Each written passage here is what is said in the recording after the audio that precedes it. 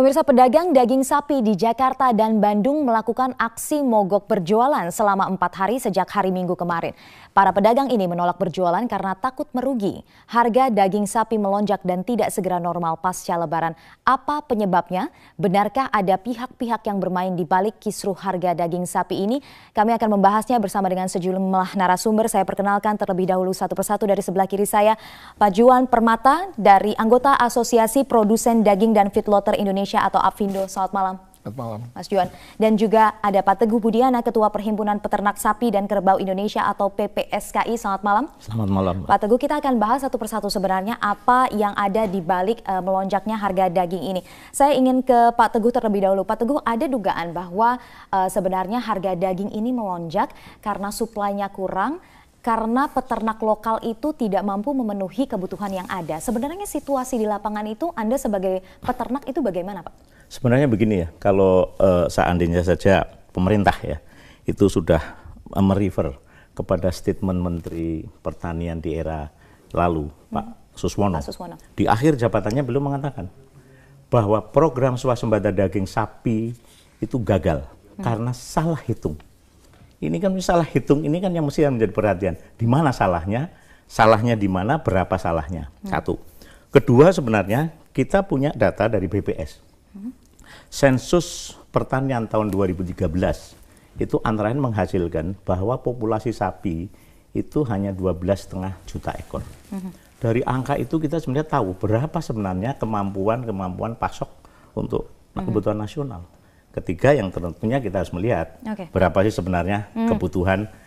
Pemerintah mengatakan konsumsi per kapita 2,25 kg per kapita per tahun, kali 250 juta. Itu saja sebenarnya cukup untuk kemudian pemerintah mengantisipasi sehingga tidak terjadi kondisi seperti hari ini. Oke, jadi Anda melihat ini adalah salah hitung, data yang salah. Saya langsung konfirmasi langsung ke Menteri Pertanian Pak Amran Sulaiman. Selamat malam, Pak Amran. Assalamualaikum. Waalaikumsalam, Pak Amran. Salah satu yang dinilai menjadi masalah adalah mengenai salah data. Apakah dari Kementerian Pertanian yakin dengan data yang ada bahwa peternak lokal mampu memenuhi kebutuhan yang ada, Pak Amran? Jadi begini, 3 bulan yang lalu kami sudah menghitung sama-sama, kemudian 1 bulan, bahkan tiap bulan kita cek. Itu 1 bulan yang lalu kita cek jumlah sapi yang ada di feedlotter itu 221.000. Kemudian ini 1 bulan berarti katakanlah kebutuhan 40.000. Berarti tambah 50.000 lagi berarti kembali posisi 220.000. Artinya apa? Kalau 220.000 itu cukup untuk 4 bulan. 4 bulan, 5 bulan. Katakanlah 4 bulan. Tetapi kemarin kami diskusi dengan, termasuk Pak Juan, kami diskusi kemarin hari Minggu sampai sore. Dan itu kami tanya langsung salah satu pemiliknya. Kami tanya, sekarang stoknya cukup untuk berapa bulan? 3 bulan, Pak. Loh, kok dinaikkan harga? Untuk apa? Dinaikkan sampai 44.000. Pak, kami supaya cukup untuk 1 tahun. Jadi saya bilang tolong jangan, kalau untuk 3 bulan ya 3 bulan. Jangan dicukupkan untuk 6 bulan sampai 1 tahun. Itu yang keliru. Jadi kami sudah sepakat kemarin dengan Pak Juan dan timnya bahwa mulai kemarin hari ini diturunkan harga. Itu kesepakatan kami kemarin. Oke, Pak Amran, di sini juga ada Pak Juan. Pak Juan mungkin bisa berkomentar atas komentar dari Pak Amran. Terima kasih Pak Amran, selamat malam. Jadi memang kita bertemu dengan beliau kemarin karena ada beberapa topik yang dibicarakan. Pertama itu mengenai rencana pertemuan di Australia dalam rangka partnership Indonesia-Australia. Yang kedua mengenai kisruhnya adanya demo mengenai kekurangan bahan sapi di pasaran dalam negeri. Dan sebenarnya dari sisi data yang tadi disampaikan Pak Teguh itu benar bahwa data ada memang kesimpang siuran. Sehingga dari statistik yang disampaikan oleh Pak Menteri itu stok per hari kemarin itu memang ada sekitar 160.000. Nah 160.000 itu diperkirakan cukup lah sampai 3 bulan. Nah yang menjadi persoalan yang kuota yang dialokasikan itu pada saat ini adalah 50.000 untuk triwulan 3 dan ini nanti panennya di triwulan keempat. Nah itu untuk penjualannya. Nah semua pedagang nervous karena dia punya stok itu. Kalau diperkirakan yang 50.000 dijual triwulan keempat dan mereka di triwulan 3 tidak diperoleh lagi, berarti mereka harus jaga customer mereka. Nah itu yang mereka istilahnya lapor ke Pak Menteri, terpaksa diperpanjang, jangan cuma 3 bulan tapi jadi 4 bulan, 5 bulan. Okay. Nah jadi dalam kesepakatan memang kita bersepakat, kita minta semua turunkan harga untuk menyesuaikan. Nah, penurunkan harga ini tentunya kita juga bersepakat Pak Menteri akan membantu kita mengisi kekurangan yang akan terjadi. Berarti importasi itu akan dimungkinkan kembali dibuka sesuai dengan kebutuhan pasar. Nah, ini yang sudah dibicarakan pada saat kemarin dan kita mau menurunkan harga itu juga nggak mudah.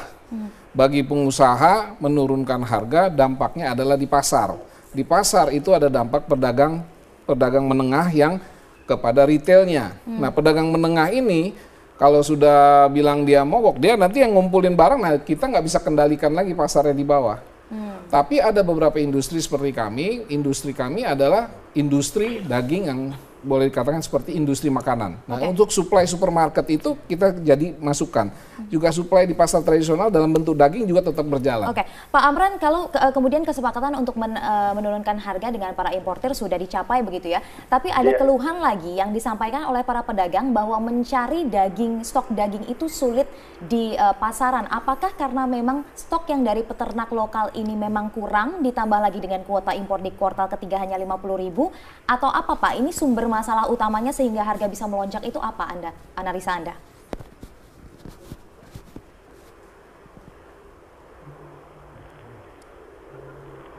Pak Amran? Ya, halo.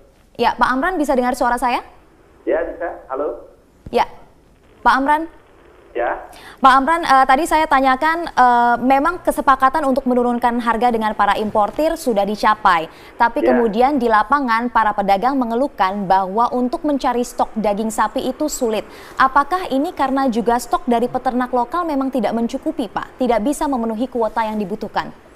Nah dari cerita peternak lokal, justru kami ketemu di NTT-NTB mengatakan bahwa ini bahkan tadi ada beberapa yang telepon kami bahwa harga dagingnya menurun. Dan kita membandingkan juga dalam rapat koordinasi tadi bahwa harga daging sapi lokal lebih rendah daripada daging impor. Tapi itu nggak usah kita persoalkan, ini insya Allah juga tadi para pedagang sudah ketemu dirjen kami dan itu sudah ada kesepakatan bahwa sudah menjual normal kembali. Juga kami sudah sepakat Pak Juan, mari kita melihat masa depan bangsa ini, melihat ke depan supaya ini bisa kita insya Allah swasembada ke depan. Jadi kita mungkin ke depan ini kita harus banyak koordinasi. Memang kami sibuk, ini baru saja kami tiba di Kalimantan Selatan dan banyak di lapangan melihat langsung kondisi pangan. Jadi terkadang kami diwakili dirjen untuk ketemu Pak Juan, tapi Pak Juan juga sering kami ketemu. Kami koordinasi sering telepon. Jadi kondisi sapi lokal juga harganya terakhir tadi di rakor disampaikan bahwa lebih rendah. Dan kami sudah sepakat Pak Juan, insya Allah harga turun. Kemudian pedagang juga menjual seperti biasa. Tadi sudah ada kesepakatan juga tadi sore. Oke, kalau dari penjelasan Pak Amran, sepertinya suasana terkendali, artinya harga bisa segera normal kembali, stok aman-aman saja. Tapi apakah Pak Teguh setuju atau tidak dengan situasi ini? Karena sebenarnya ini bukan kali ini terjadi, bertahun-tahun berulang. Anda melihatnya seperti apa? Kalau tadi Pak Menteri mengatakan bahwa peternak sapi lokal berada, yang menjual ini kan para pedagang daging ya, dan sebagian dari peternak menuju belantik pejagal itu kan ada rangkaian. Kedua begini. Sudah terjadi suatu proses karena kebijakan yang kemudian tidak pas. Harga-harga di peternak itu sudah sangat tinggi. Jawa Timur, Jawa Tengah itu harga sapi lokal lebih mahal daripada sapi yang berasal dari feedlot. Dan kalau mereka sekarang ini dipaksa turun, siapa yang menang rugi mereka? Mereka sudah bertransaksi di pasar dengan harga tinggi. Baik untuk digemukkan atau mungkin juga untuk breeding ya. Tapi untuk yang digemukkan misalnya, dia pelihara, dia bayar mahal sudah. Masa dia harus rugi? Jadi kalau diturunkan mereka akan rugi ya Pak? Kasihan dong. Ya. Kalau mungkin perusahaan besar Rugi tinggal nanti pajaknya tidak kena bayar pajak. Kalau peternak lokal yang duitnya pas-pasan, kan kasihan. Oleh karena itu saya kira kasus ini perlu ada pemikiran. Bagaimana? Terus terang aja kepentingan saya di sini adalah melindungi peternak. Saya yakin Menteri juga sama. Betul. Peternak lokal. Dan mereka harus tetap menjadi tulang punggung dalam rangka memenuhi kebutuhan daging sapi nasional. Tetapi kepentingan mereka ini kan belum ada konsep. Ya. Kalau harga ditekan, mungkin feedlot lain. Saya kira feedlot bisa tadi dikatakan, cek aja berapa sih harga ekspor CIF. Peternak lokal nggak bisa lagi kalau udah berkembang harga seperti itu. Untuk menekan harga, saya kira tidak semudah itu. Oke, Pak Amran, peternak justru akan, peternak dan juga pedagang ini akan semakin tersiksa dalam tanda kutip jika kemudian harus menurunkan harga. Bagaimana komentar Anda, Pak Amran? Kami kendalikan impor ini untuk menjaga petani seperti sahabat tadi dikatakan itu. Jadi kami mengendalikan impor untuk melindungi petani. Mulai jagung, beras, kemudian daging. Kami melindungi petani. Yang kami katakan tadi turun adalah dari lonjakan yang baru, katakanlah 1 minggu, 2 minggu terakhir ini, yang biasanya 36.000 langsung naik menjadi 44.000. Itu yang kami sepakati kemarin dengan Pak Juan. Jadi insya Allah dalam waktu dekat selesai. Kami pulang Jakarta komunikasi lagi dengan Pak Juan dan termasuk mewakili petani. Oke, Pak, tapi kemudian kita tahu tujuannya adalah nanti ke depannya adalah swasembada sapi begitu ya Pak. Tapi kalau kita lihat dari suplai atau produktivitas lokal sendiri, saya dapat data bahwa dengan kebutuhan hampir sekitar 4 juta ekor, populasi yang bisa dipotong itu hanya 2 juta. Artinya ada gap yang cukup besar untuk diisi. Betul atau tidak Pak data seperti yang saya peroleh? Jadi begini, kalau yang ada sekarang, katakanlah kurang memang kurang. Tetapi sekarang pemerintah, kementerian dalam hal ini Kementerian Pertanian, sudah melakukan upaya yang luar biasa. Contoh, sekarang ini ada ide inseminasi buatan, itu 3.000, ini namanya kita beri nama gertak birahi, 3,8 juta. Ini terbesar sepanjang sejarah, ini tahun. Kemudian ada indukan, insya Allah 30.000 ekor. Kita impor untuk petani-petani kita. Bahkan kita akan membangun integrasi sapi sawit, integrasi hutan sapi hutan. Ini kita sudah lakukan, ini kita sudah melangkah. Jadi kami harap masyarakat bersabar. Ini tidak bisa seketika semua bisa selesai. Harus secara bertahap kita selesaikan. Baik, Pak Amran, kita tahan dulu karena kita harus jeda terlebih dahulu, namun kita akan lanjutkan perbincangan setelah jeda berikut ini. Pemirsa tetaplah bersama kami, Prime Time News akan segera kembali.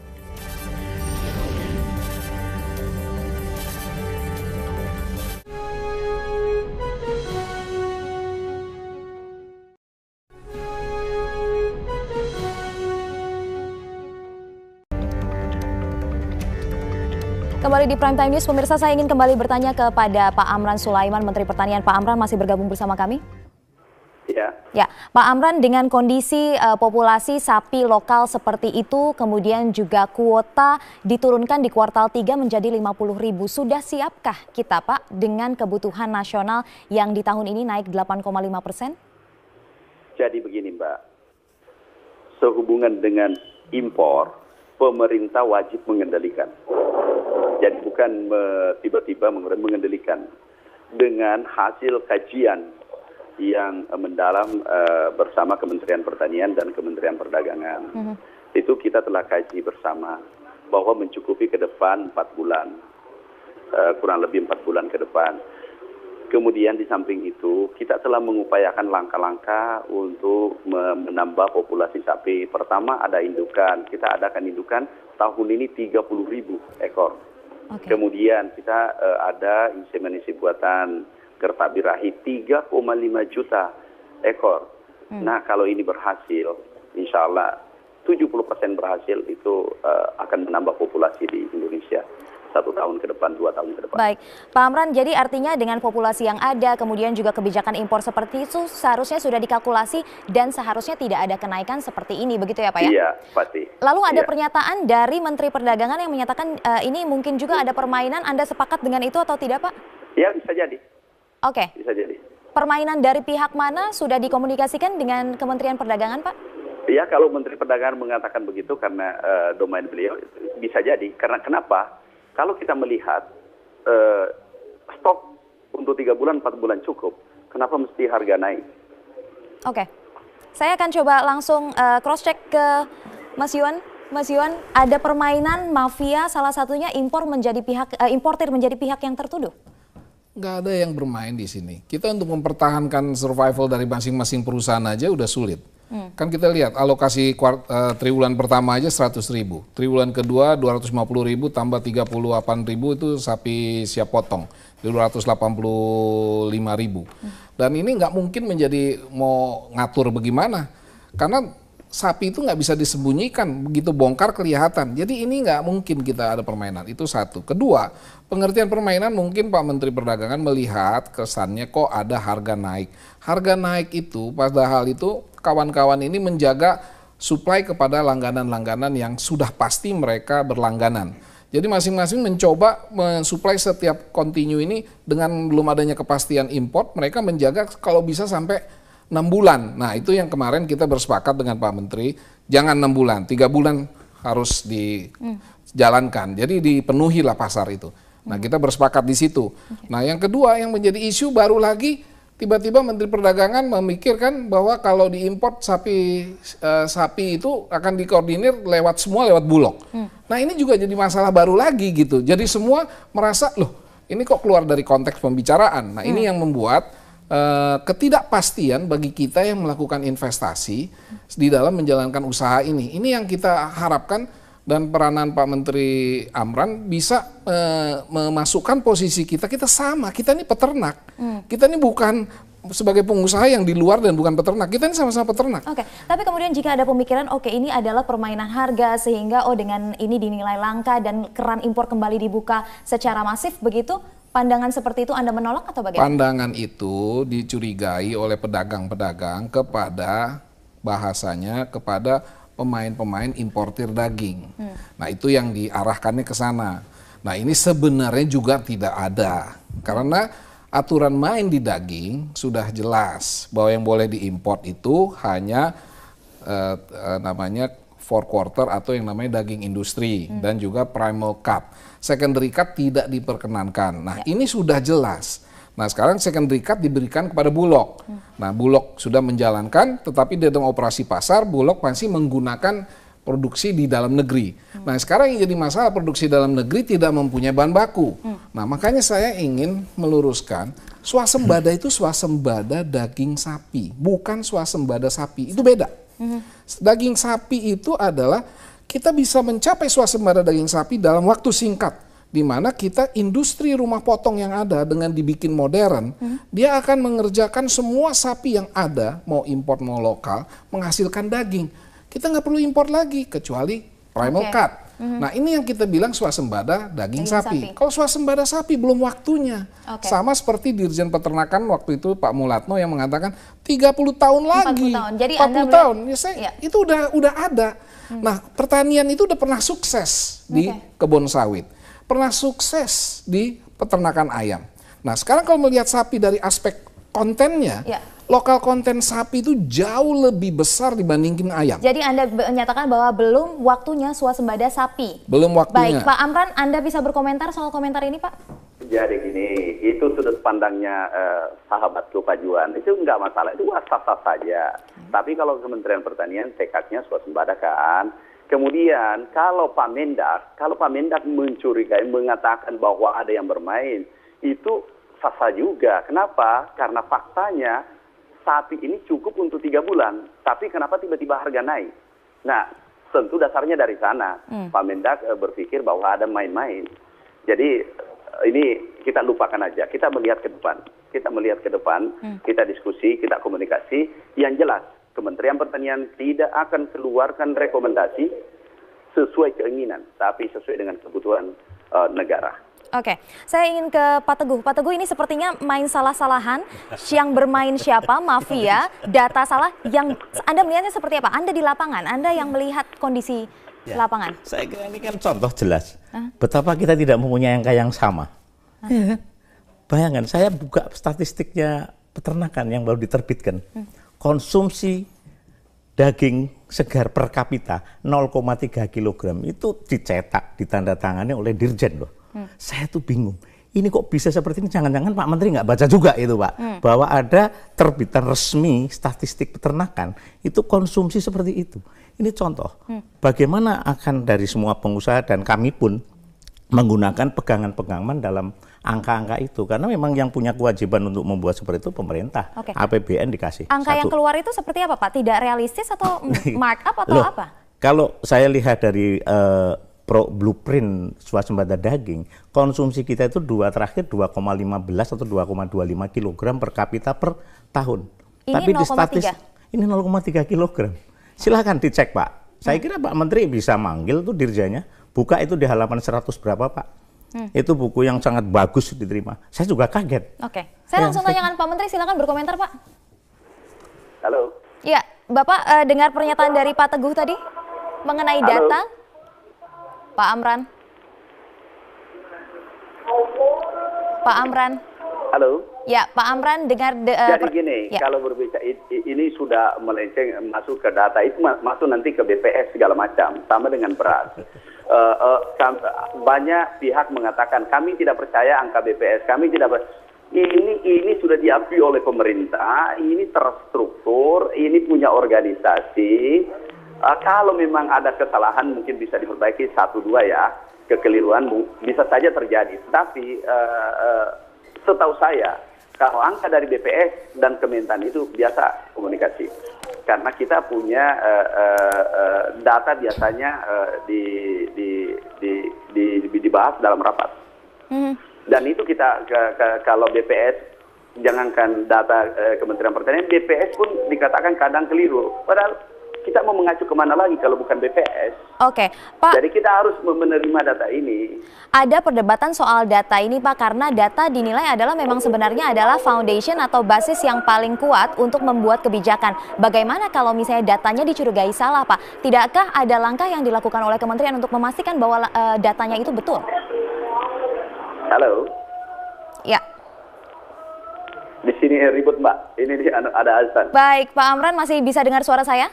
Iya dengar, azan ribut di sini. Oke, data adalah foundation atau basis yang paling kuat Pak untuk membuat kebijakan. Tidak adakah langkah yang dilakukan kementerian untuk memastikan bahwa data itu valid dan benar? Ada, kita selalu komunikasi dengan BPS, kita bentuk tim. Kita selalu ingin melakukan yang terbaik untuk masyarakat, untuk bangsa ini. Tentu nawaitu kita seluruh Kementerian Pertanian baik untuk masyarakat. Jadi jangan dilihat satu sisi saja, 1000 kebaikan, satu sisi yang keliru itu yang disoroti habis-habisan. Enggak boleh begitu. Ini lihat juga sisi positifnya apa yang telah dilakukan. Contoh, IB, gertak birahi yang dilakukan itu sejumlah 3,8 juta. Ini adalah terbesar sepanjang sejarah. Tidak pernah terjadi selama negara ini merdeka. Baik. Satu. Kedua, impor sapi untuk indukan itu terbesar juga. Jadi dilihat dulu sisi positifnya juga.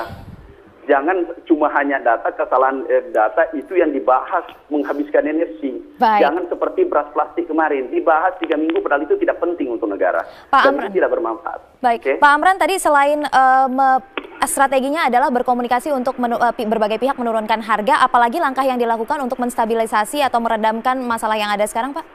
Kami sudah komunikasi dengan kementerian terkait, khususnya Bapak Menteri Perdagangan. Tadi sudah diskusi panjang lebar, solusi ke depan. Insya Allah mudah-mudahan ke depan ini lancar, termasuk sapi. Baik, terima kasih Pak Amran Sulaiman, Menteri Pertanian sudah bergabung bersama kami di Prime Time News. Pemirsa, kami masih akan kembali melanjutkan perbincangan ini, namun tetaplah bersama kami. Prime Time News akan segera kembali.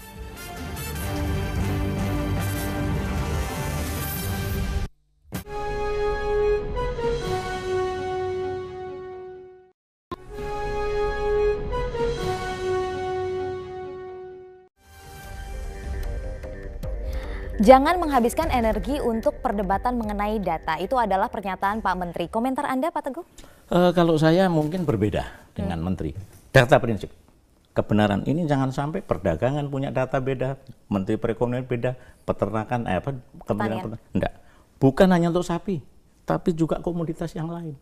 Jadi menurut saya ini yang perlu segera dilakukan dalam mengatasi masalah daging ini. Duduk bersama, kita samakan data mana yang dipakai. Kalau perlu kita lakukan uji lapangan, quick count, bisa diterima. Ambil sampling, itu untuk menentukan. Supaya apa? Karena kami berkepentingan. Akibat kesalahan pemerintah, pemotongan betina produktif sangat tinggi. Itu aset nasional. Betul. Dan ini kita mau bercita-cita ke depan, mau membangun peternakan yang berbasis kekuatan peternak rakyat. Kalau kita tidak mempunyai data dan tidak punya perencanaan yang komprehensif dengan bertumbuh tadi, dengan memberdayakan rakyat, tidak ada artinya semua.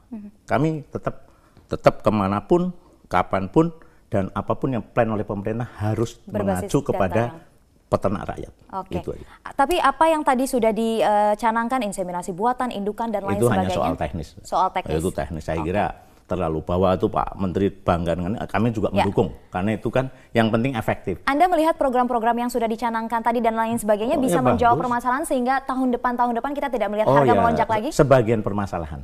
Ya, karena itu ada pakan. Unsur pakan juga diperhatikan. Sapi itu kalau nggak dipakan cukup nggak bisa bunting, Pak. Nah itu karena nggak fertil kan. Ini juga. Jadi artinya penyertakan birahi bukan satu-satunya. Harus di backup dengan program-program yang lain. Baik, artinya begini, kita harus belajar kegagalan prasembada daging 10 tahun yang lalu. Yang sudah itulah yang harusnya dilihat oleh Kementerian Pertanian. Mana titik-titik lemahnya, jangan diulangi. Keledai saja tidak terantuk batu yang sama untuk kedua kalinya. Baik, saya ingin ke Mas Yuan. Mas Yuan, kalau dari importer sendiri, Anda melihat dengan kebijakan menurunkan di kuartal ketiga menjadi 50.000. Dengan kondisi yang sekarang, Anda mengharapkan bisa dibuka lagi keran impornya atau bagaimana? Begini ya, industri ini jangan dilihat semua dikelompokin jadi satu. Industri itu ada industri pembibitan, industri feedlot, penggemukan sapi, dan industri processing, pemotongan dan packaging. Dan 3 jenis industri ini berbeda. Kebutuhannya itu sangat berbeda. Nah, yang dibicarakan oleh Pak Menteri adalah sekarang tugas kita adalah membesarkan pembibitannya melalui gertak birahi, melalui impor betina indukan 30.000 ekor dan kerjasama kita dengan Australia yang 2.000 ekor. Nah, itu semua adalah bagian daripada cara pendekatan di pembibitan. Nah, ayo kita sama-sama deh investasi ke situ. Kita minta juga OJK mendukung agar investasi itu betul-betul diberikan insentif. Nah, kalau industri feedlot nggak bisa diganggu karena dia sudah berjalan secara komersial. Pembibitan belum komersial. Nah, kalau sudah komersial ya berarti dia perlu sustainability daripada supply dan juga kepastian supply bahan baku, karena itu merupakan bahan baku. Kalau bahan bakunya terganggu, dia nggak bisa kerja. Sama juga industri pemotongan. Industri pemotongan yang dinamakan industri processing, dia juga perlu bahan baku. Makanya 2 jenis sapi yang namanya sapi bakalan dan sapi siap potong ini selalu selaras dengan sesuai kebutuhan pasar. Nah, ini yang selalu kita angkat dan itu sebenarnya sudah komersial. Dan itu dia harus berjalan dan dipantau saja dari supply and demand market. Kalau ngomong data, kita nggak usah repot. Nggak ada barang di pasar, berarti kurang. Itu rumusan ibu rumah tangga pun juga bisa. Tapi yang menjadi masalah, ambisi-ambisi keinginan mengangkat masalah sapi ini menjadi suatu portal yang terbaik. Ini yang menyebabkan semua memberikan keinginan ini ditabrak semua sektor. Padahal sektornya berbeda-beda. Nah, kami sih berharap pemerintah tolonglah berikan kepercayaan pada kami. Kalau memang dipercaya, kami bisa bertanggung jawab. Dan tentukan saja perusahaan mana yang bisa ditentukan. Kalau dialokasikan, jangan tanpa menyertakan swasta. Swasta yang akan membantu dengan sendirinya. Ya, ada berbagai masukan baik dari importer dan juga dari peternak lokal begitu ya. Apa-apa saja yang harus dilakukan oleh pemerintah. Semoga saja berbagai masukan ini didengar begitu ya. Dan yang paling penting adalah perhatian pemerintah terhadap data yang akurat sebagai landasan kebijakan. Dan terima kasih Pak Teguh dan juga Pak Yuan sudah hadir bersama kami di Prime Time News. Pemirsa, kami akan hadirkan informasi lain diantaranya sepasang suami istri peserta BPJS Kesehatan di Depok, Jawa Barat mengamuk di kantor BPJS Kesehatan Kota Depok karena anaknya yang menjadi pasien di RSCM Jakarta dikenakan biaya normal hingga 150 juta rupiah. Rekan saya Prita Laura akan hadir dengan informasinya sesaat lagi.